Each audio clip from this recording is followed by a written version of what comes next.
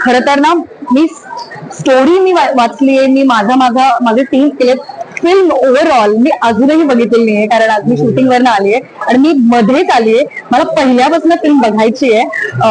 पण डेफिनेटली मी थिएटरमध्ये जाऊन तिकीट विकत घेऊन स्वतःची फिल्म बघणार आहे. पण जेव्हा मी स्क्रिप्ट ऐकली तेव्हा डेफिनेटली माझ्या मनात एवढंच होतं की हा जो संदेश आहे हा सगळ्यांपर्यंत पोहोचणं गरजेचं आहे आणि असे सिनेमे येणं गरजेचं आहे आणि अशा सिनेमांसाठी मोठमोठ्या कलाकारांनी हो म्हणणं गरजेचं आहे. तर मला आनंद आहे की अशोक मामा, माधव अभ्यंकर, हेमांगी कवी आणि असं सगळे खूप तगडी स्टारकास्ट असलेला हा सिनेमा सगळ्यांनी या सिनेमासाठी सगळे तयार झाले आणि उत्तम कामं केली आहेत. थोडीशी झलक मी आता पाहिली आणि मला ऍज अन ऑडियन्स बघितलं. मी एक या सिनेमामध्ये काम करते असं मी नाही बघितलं, त्यामुळे मला जेवढे 2-3 सीन्स मी आता बघितले मला अत्यंत हार्ड हिटिंग वाटले ते आणि मला खूप उत्सुकता आहे की मी कधी जाऊन हा सिनेमा पहिल्या